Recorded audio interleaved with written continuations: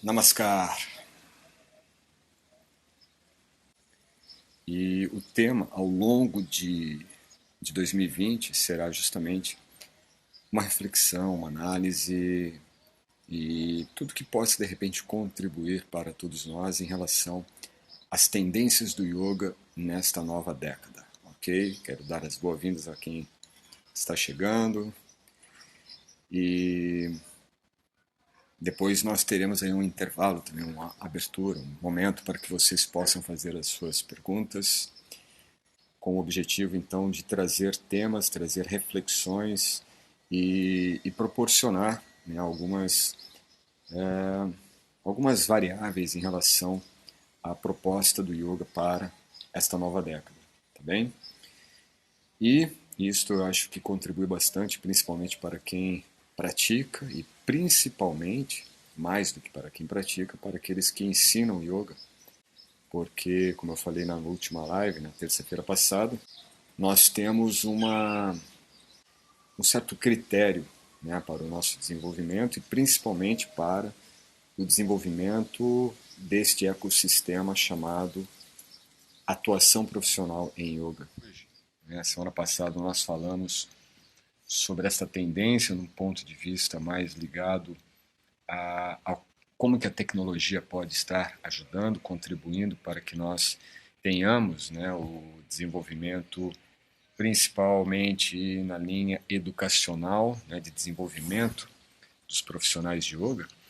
Para hoje, eu quero trazer ainda, dentro da temática do yoga para os próximos 10 anos, em relação às tendências e que, de uma certa forma, de forma ainda inicial, de forma ainda incipiente, poderá trazer nos próximos anos um certo sectarismo no yoga.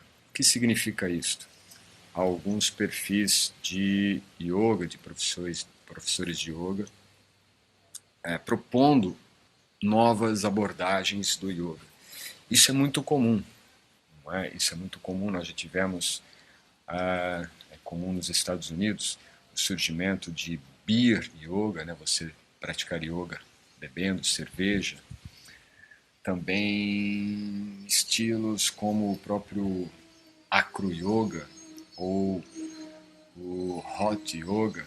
Né? Nós temos várias tendências, algumas que são um pouco mais embasadas em diferentes tradições, às vezes tradições não tão antigas, não tão, diríamos, tradicionais, mas que acabam realmente promovendo algum tipo de contribuição. O ponto importante é a contribuição, como que nós estamos contribuindo para o desenvolvimento do yoga dentro destes contextos todos nos quais nós estamos e podemos considerar como significativos e relevantes para a nossa atuação como instrutores de yoga. Quando nós temos assim uma visão um pouco mais direcionada para o yoga, para públicos específicos, nós podemos ter uma contribuição saudável e também podemos ter uma, uma postura um pouco contraproducente. O que significa isso? Por exemplo, se nós temos uma atuação de professores de yoga para um público de cadeirantes, certo? Se você tem, imagine, uma população grande de cadeirantes no mundo e que não tem acesso ao yoga devido à falta desta capacitação por parte dos profissionais de yoga em atuar com pessoas que tenham limitações específicas, no caso cadeirantes. Como também podemos considerar aulas de yogas específicas para hipertensos, para diabéticos, para soropositivos, para depressivos. São públicos específicos, são públicos diferentes, assim como também para gestantes, yoga para terceira idade, yoga infantil, yoga na penitenciária. Veja, existem várias opções, existem vários nichos, existem vários públicos e muitos deles são públicos que estão inacessíveis do ponto de vista em relação ao yoga. Ou seja, são pessoas que consideram o yoga algo fora do alcance deles, fora dos seus ambientes, né? E muitos nem se veem em condições, nem passa pela mente, pelo pensamento, a ideia de um dia vir a fazer yoga. Então nós temos nichos ou temos públicos específicos que precisam, né, do yoga, que precisam estar de alguma forma podendo se beneficiar com a prática do yoga. Por outro lado, nós temos também, como eu falei, alguns estilos de yoga que dão realmente uma definição um pouco mais metodológica, sistemática, como no caso o Hot Yoga, o Bikram Yoga, Acro Yoga, como nós já tivemos e ainda existem alguns professores atuando como Power Yoga, como no caso o Ashtanga Vinyasa Yoga, que ficou realmente e é uma metodologia bem fundamentada, uma metodologia que tem realmente embasamento teórico e metodológico, certo?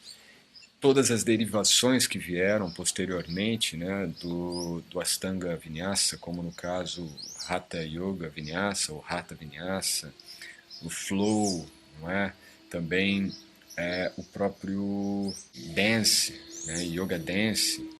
A Califórnia é o berço de criar tendências, né, e muitas dessas escolas e metodologias surgem ali nos Estados Unidos, especificamente na Califórnia. Então, são metodologias que visam abarcar um público que muitas vezes não tem ou não estavam buscando pela prática do yoga, até porque muito do que se tem para esses públicos, não é? No geral, são pessoas que estão mais ligadas a um aspecto físico, a um aspecto de desenvolvimento corpóreo, desempenho, de força, de superar limites, né? Então você tem com este público uma facilidade, uma aderência maior, porque esses estilos, essas metodologias, elas têm uma prioridade voltada, não digo aqui material, de forma alguma, estou dizendo realmente uma ênfase no físico, partir do físico, certo? Enquanto que na primeira, como que eu falei justamente em relação a um público que esses métodos não alcançaram, não é? Porque dificilmente uma pessoa que tenha uma condição limitante, não é? De um ponto de vista limitante, ou seja um cadeirante, seja uma pessoa com deficiência visual, seja uma pessoa mesmo com deficiência física, ela não poderá praticar Power Yoga, não poderá praticar, de certa forma, Acro Yoga, não poderá praticar Hot Yoga. De certa forma, existem limitações. Então nós temos um público que está à margem, um público que ainda não está incluso no yoga, não está incluso como um público do yoga. Nós temos uma outra abrangência que envolve um público do yoga, mas aquele público do yoga que não está naquele nicho, não está naquele grupo, que não está de forma ou de outra incluído na prática de yoga devido às suas limitações físicas. Então nós temos diríamos, algumas escolas, algumas metodologias, alguns estilos de yoga que focam ou que necessitam da abordagem física, da abordagem corpórea e acabam por não conseguir incluir aqueles grupos que, pela limitação física, não podem ter essas práticas como algo acessível a eles. Além destas duas projeções que nós podemos fazer para os próximos 10 anos, então aquelas linhagens, aquelas escolas que têm um foco de desenvolvimento a partir do físico e aquele público que ainda está fora do mercado, está fora das possibilidades de se tornarem professores ou até mesmo alunos de yoga devido às suas limitações físicas.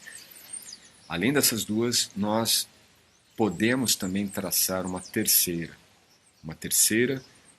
linha de provável desenvolvimento nos próximos 10 anos.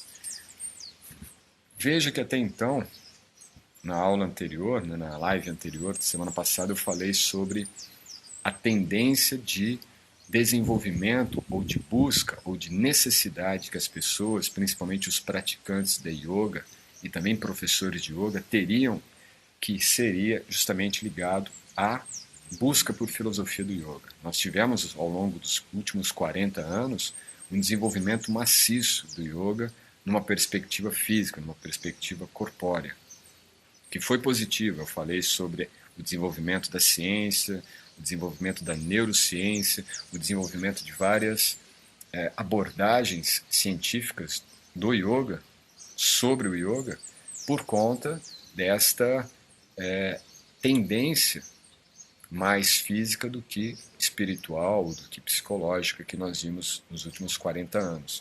E que para esses próximos 10 anos, a tendência que nós vemos já em outros países, por conta dos Estados Unidos e Europa principalmente, para não falar de Índia, mas que é uma outra realidade, outro contexto, é a tendência de ter uma busca cada vez maior pela filosofia do yoga.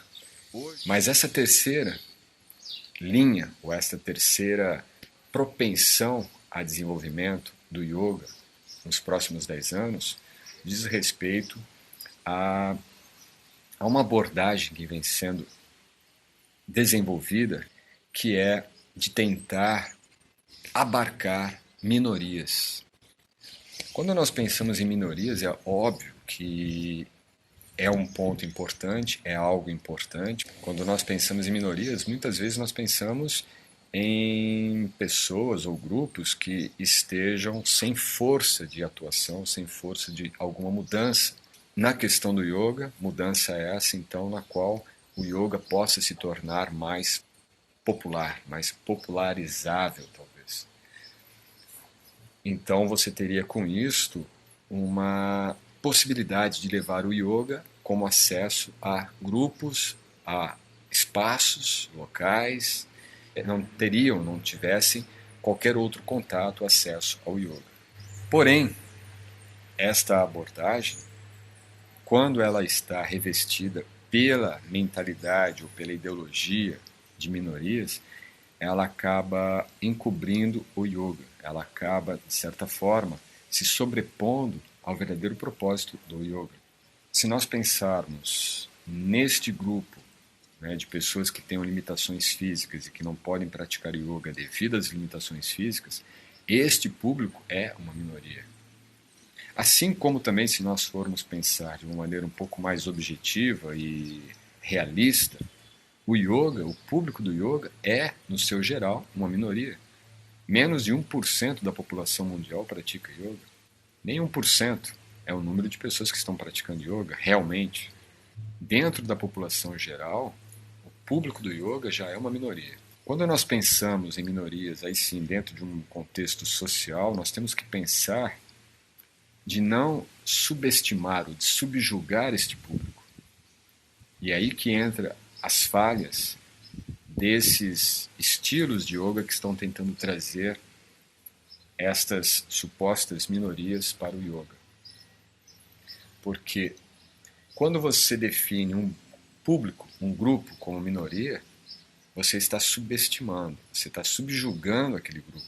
Se você pensa em formar esses grupos e dar um direcionamento da aula de yoga para estes grupos somente, ao longo do tempo você estará criando facções, sectarismo dentro do yoga. Diferente de, por exemplo, você levar yoga para as comunidades e não subestimá-los que eles estão excluídos, não subestimá-los que eles estão expulsos da sociedade, que de certa forma eles são membros não bem-vindos à elite do yoga.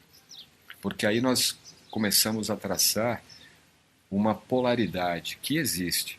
Os estilos de yoga que visam muito mais o desenvolvimento do yoga a partir do físico. E dentre esse grupo, você tem uma prática ou uma proposta do yoga muito elitizada. Você tem um yoga elitista.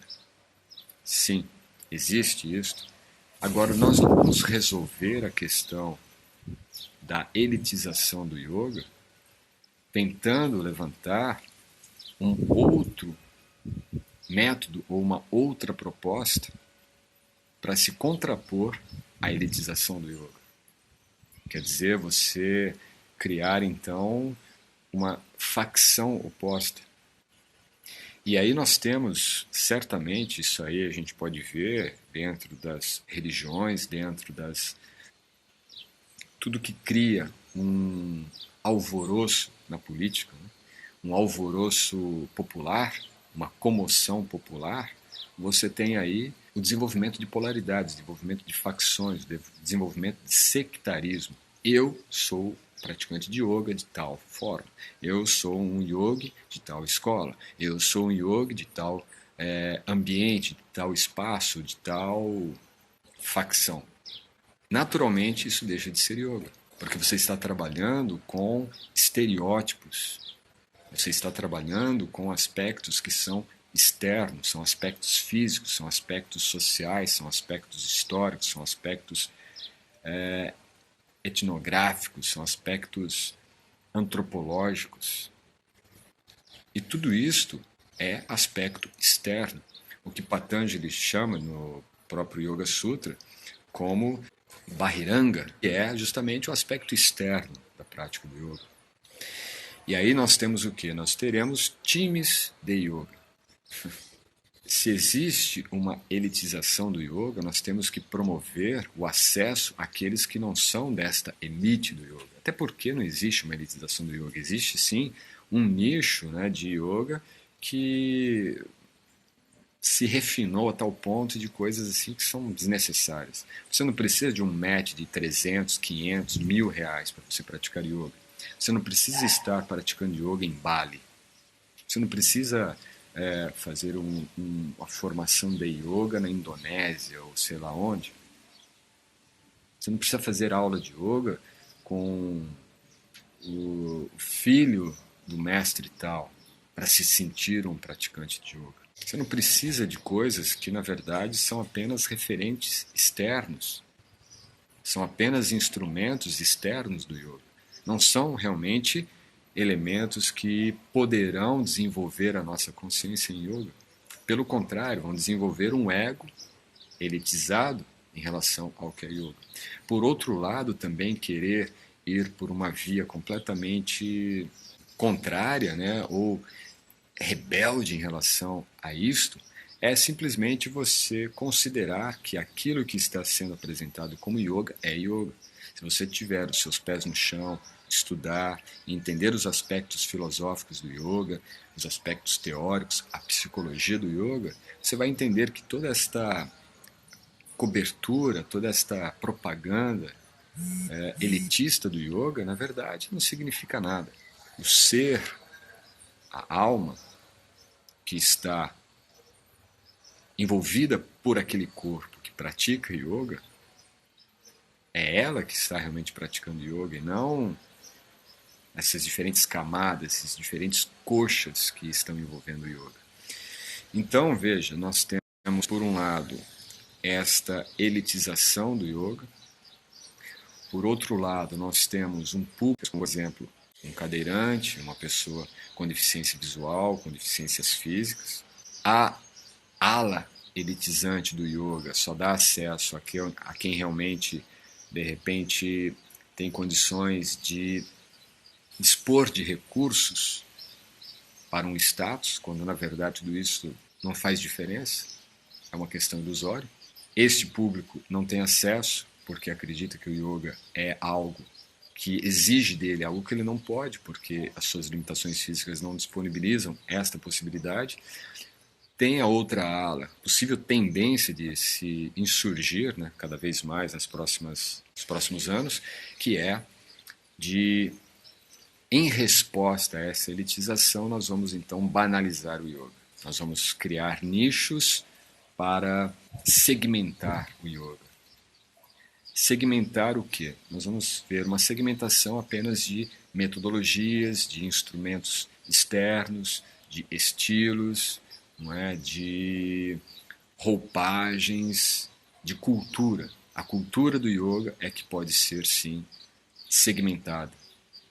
Só que a cultura que vai ser segmentada do yoga não é a verdadeira cultura do yoga. É uma cultura, diríamos, aculturação.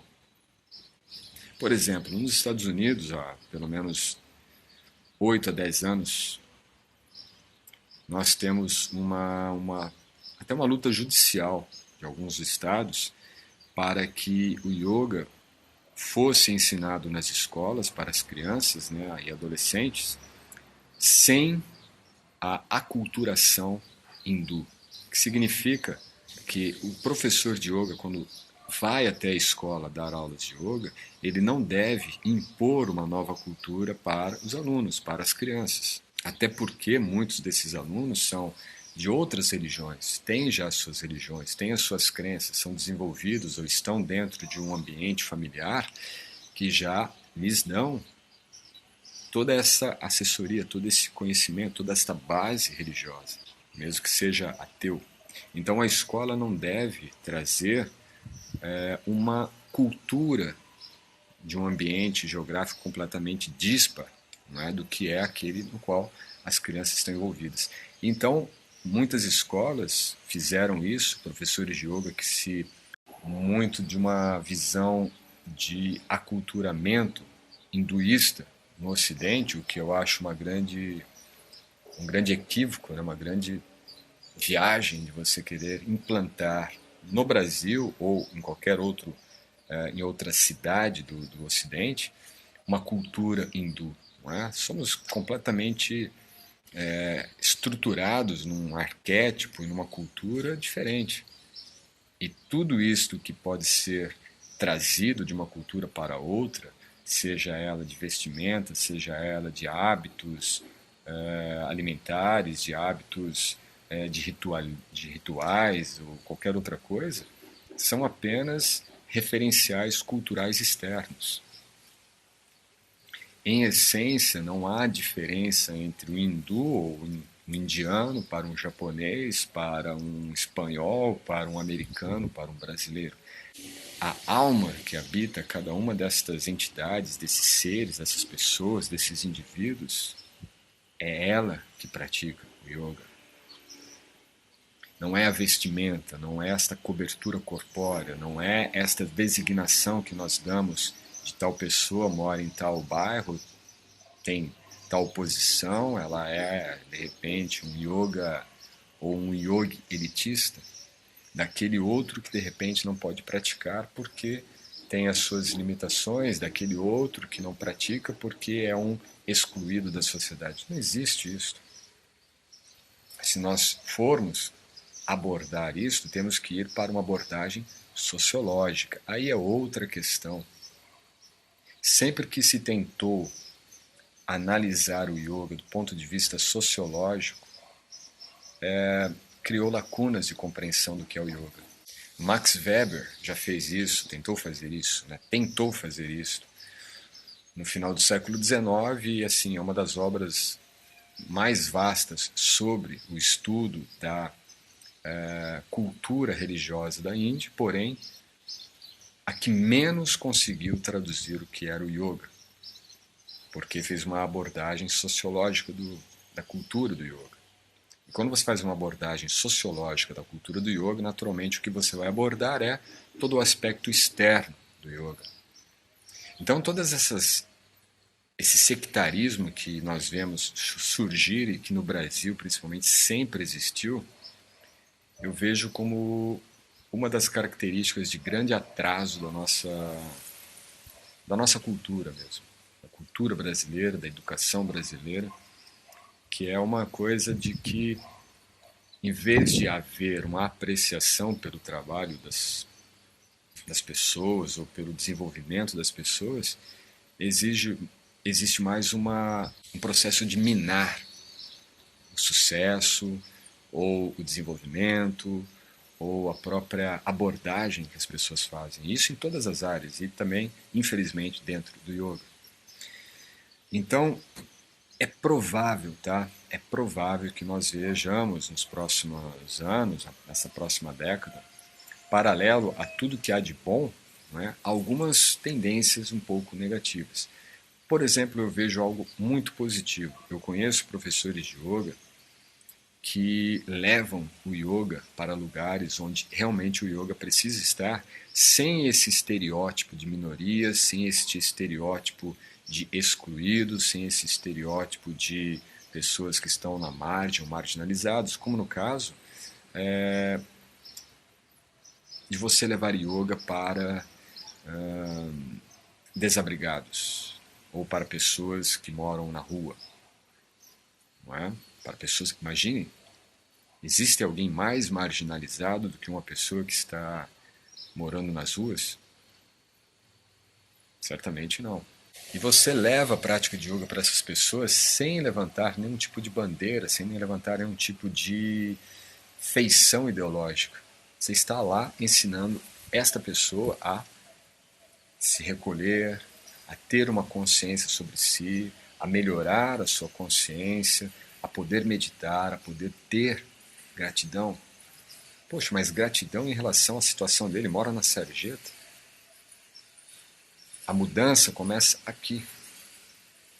Se nós tentarmos mudar as coisas externamente para depois mudarmos internamente, certamente poderemos ganhar votos nas próximas eleições, poderemos ganhar milhares de seguidores aqui nas redes sociais e não vai resolver nada. Agora, se você é capaz de levar conhecimento que possa ser acessado e esteja acessível para as pessoas, independente de classe social, independente de faixa etária, independente de renda que ela tenha, não é? Porque você está considerando a alma. Certamente aquele conhecimento, por mais atômico que ele seja, trará mudanças, trará mudanças. Assim como também outros professores, né, no caso, inclusive professoras, levam yoga para comunidades. Eu tenho uma amiga, professora de yoga, que leva yoga para comunidades. Isso no Rio de Janeiro. Vocês são minorias, vocês são excluídos da sociedade, vocês são... Isso é subestimar essas pessoas. Eu me sentiria extremamente subestimado, me dizer, né, alguém dizer para mim, olha, você é um excluído. Excluído do quê? Da onde? Eu certamente sou. Né? Eu não faço parte da elite globalista, né? Não faço parte de nenhuma elite, nem mesmo da Globo, mas eu digo do globalismo mundial. Né? Eu não faço parte da, sei lá, de tantos ambientes, certo? Posso me sentir excluído. Mas se alguém chega para mim e diz, olha, você é um excluído de tal lugar, eu não vou me sentir. Isso é uma questão mesmo de posicionamento, de consciência. Então, chegar para pessoas de um ambiente de ser, você é um excluído, e eu estou aqui ensinando yoga para você não se sentir um excluído. É óbvio que você está realmente subestimando a capacidade dessa pessoa. Ou seja, você não está fazendo um serviço com o yoga benéfico. Fazer um serviço significativo e benéfico para essas pessoas, independente de ambiente, classe ou o que for, é ensiná-la a pensar do ponto de vista em que ela realmente é, o que ela realmente é. Ela não é uma, uma estatística, ela não é um número de CPF, ela é uma alma espiritual eterna. E sendo uma alma espiritual eterna, tanto faz se ela mora numa cobertura em Manhattan ou se ela mora numa cobertura numa comunidade. Estas designações são o grande atraso na nossa humanidade. É óbvio que existem diferenças, existem lacunas enormes, basta você dar uma volta em qualquer grande cidade, você vai ver essas diferenças. Mas esse não é o papel do yoga.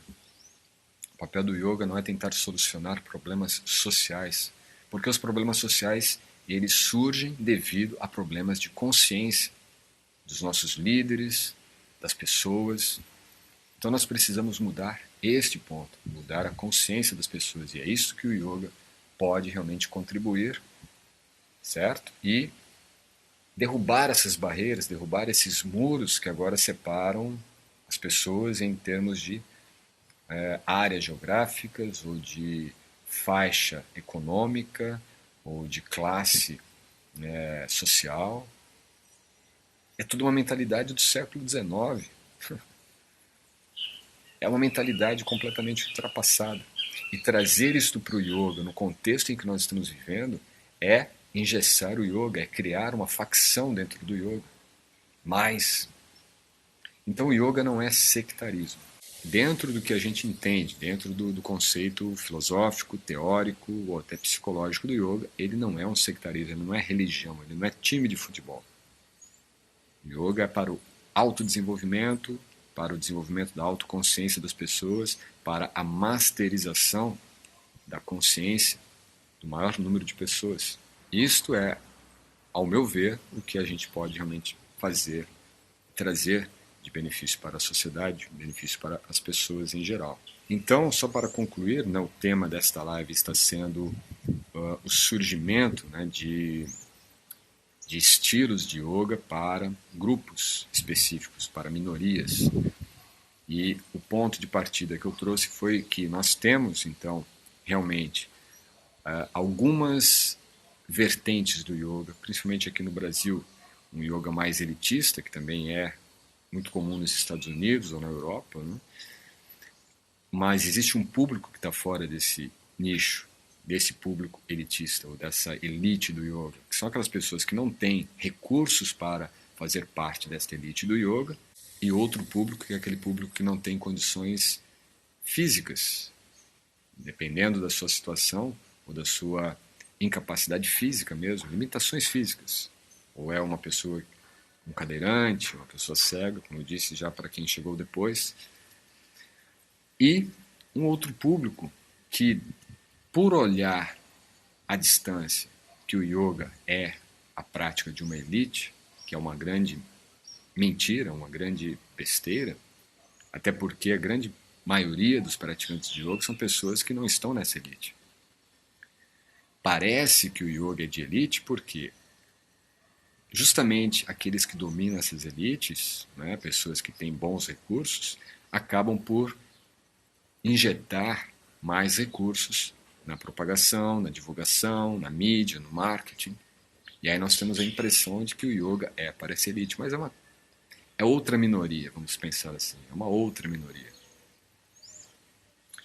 Se você vê, por exemplo, aqui no Brasil, no contexto histórico brasileiro, o professor Hermógenes, ele durante décadas e décadas ele ensinou yoga e nunca foi uma prática de yoga para a elite. E certamente foram, né, alunos num número, uma proporção muito maior do que, diríamos, a elite do yoga brasileira hoje.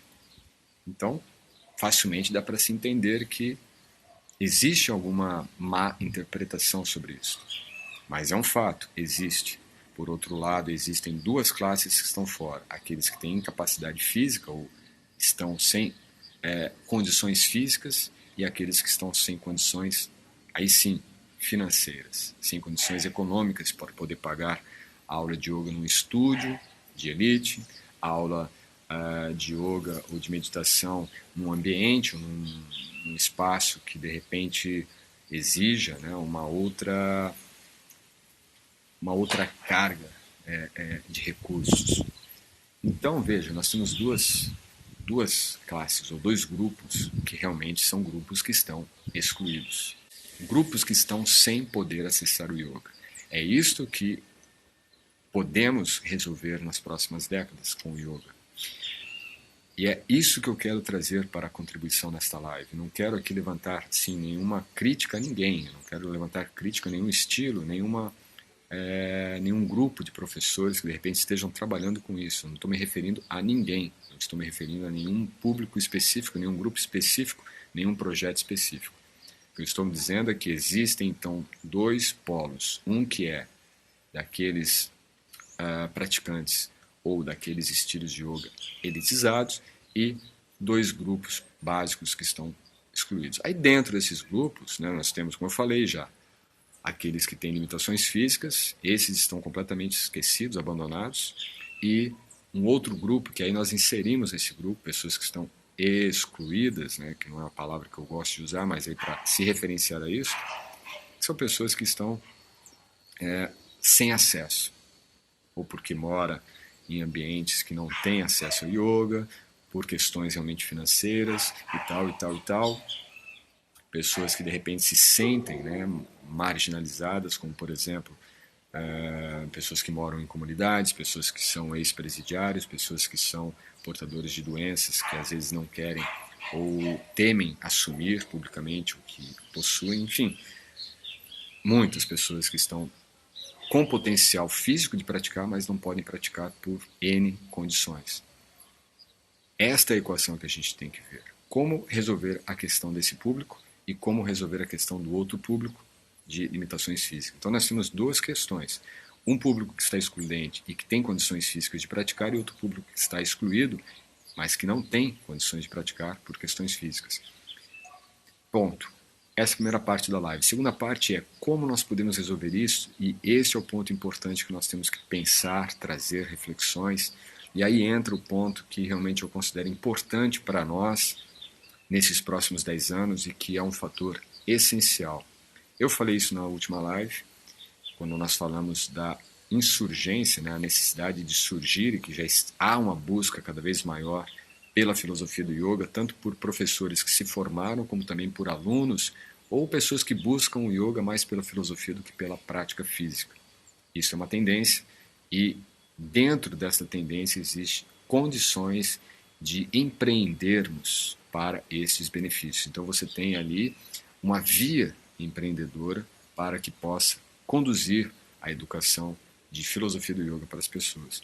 A live de hoje também traz essa abordagem para a resolução de problemas. Nós temos problemas para serem resolvidos através da educação do yoga, que é o ponto central que eu acredito, a educação pelo yoga, e a difusão da filosofia do yoga. Dessa forma, para o tema que nós trouxemos hoje, então nós temos condições também de desenvolver novos projetos, novos negócios, novas abordagens empreendedoras para dar acesso a esses dois públicos. Podemos ter, então, dois grupos de especialização de instrutores para sanar a carência desses públicos. É isto que se resolve, não é criar bandeiras. Agora, yoga para pessoas que não andam de Tesla. Né? Vou dar uma aula de yoga para pessoas que estão excluídas de poderem ter um Tesla na sua vida. Ou aula de yoga para pessoas que não têm a maçã mordida da Apple.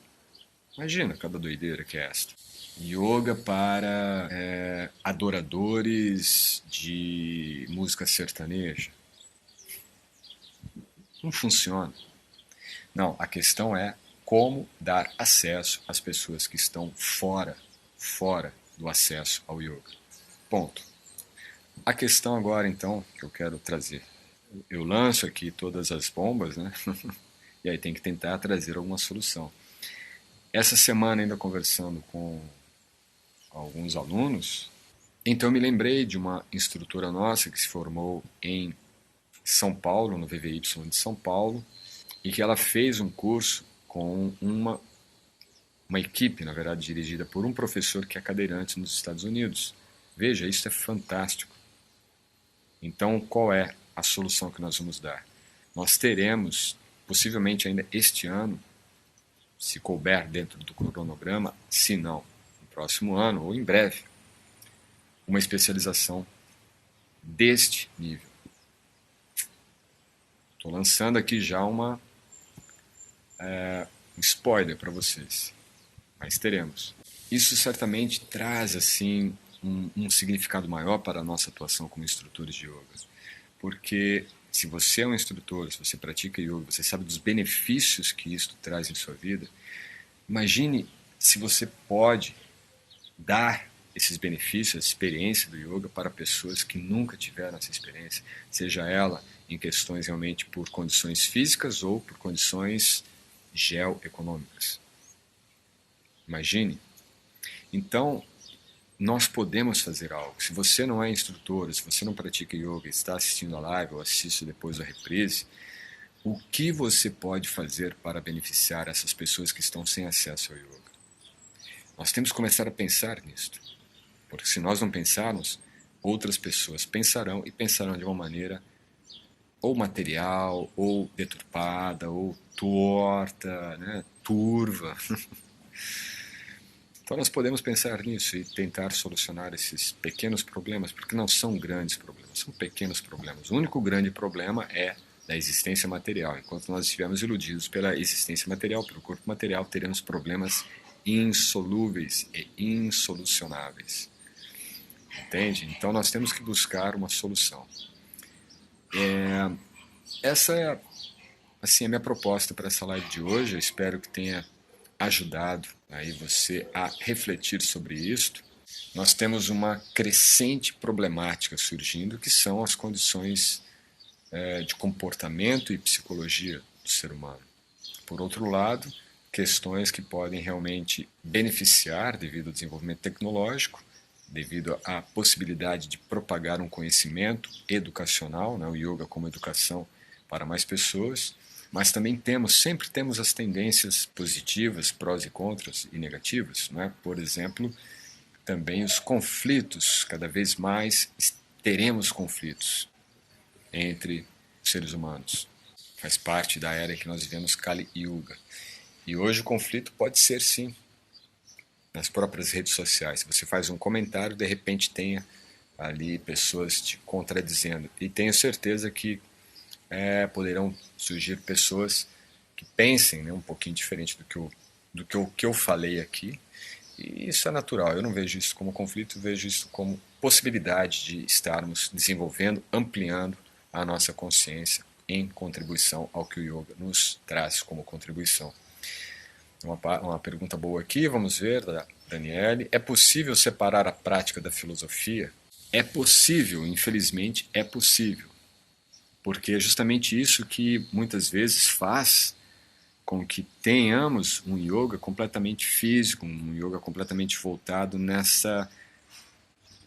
aspectos mais externos do que internos. É isto que cria esta lacuna, né, entre o que é o yoga e o que aparenta ser yoga. Né? Elas sim deveriam andar juntas. E andar juntas não significa nós sermos religiosos do yoga, né? Fanáticos do yoga. Significa nós termos um comportamento condizente com a nossa prática. Unir o yoga, sua filosofia, com o yoga, sua prática, a prática e a filosofia do yoga, significa nós termos um comportamento condizente com aquilo que nós estamos praticando. Então, termos humildade, tolerância, equilíbrio, autocontrole, uma visão positiva diante das situações da vida, uma visão um pouco mais equânime, um comportamento menos impulsivo e menos intempestivo diante das situações, entende? Então, sim, é possível separar, é o que a gente vê, né? E basicamente é um pouco do que eu tentei colocar aqui, que todas essas vertentes, né, de polaridades, elas ocorrem justamente porque há carência da filosofia na prática dessas polaridades entre o yoga elitista e o yoga marginalizado. Né? Há essa possibilidade, infelizmente, e elas devem andar juntas, porque quando nós integramos a filosofia do yoga na nossa prática, nós levamos o yoga para fora da sala de aula, nós levamos o yoga para além do tapete da prática. Né? Nós levamos o yoga para o trânsito, nós levamos o yoga para o nosso ambiente de trabalho, nós levamos o yoga para a nossa relação familiar, nós levamos o yoga para os nossos momentos de lazer com os amigos, com tudo, em contato com a natureza ou em contato com o concreto das grandes cidades.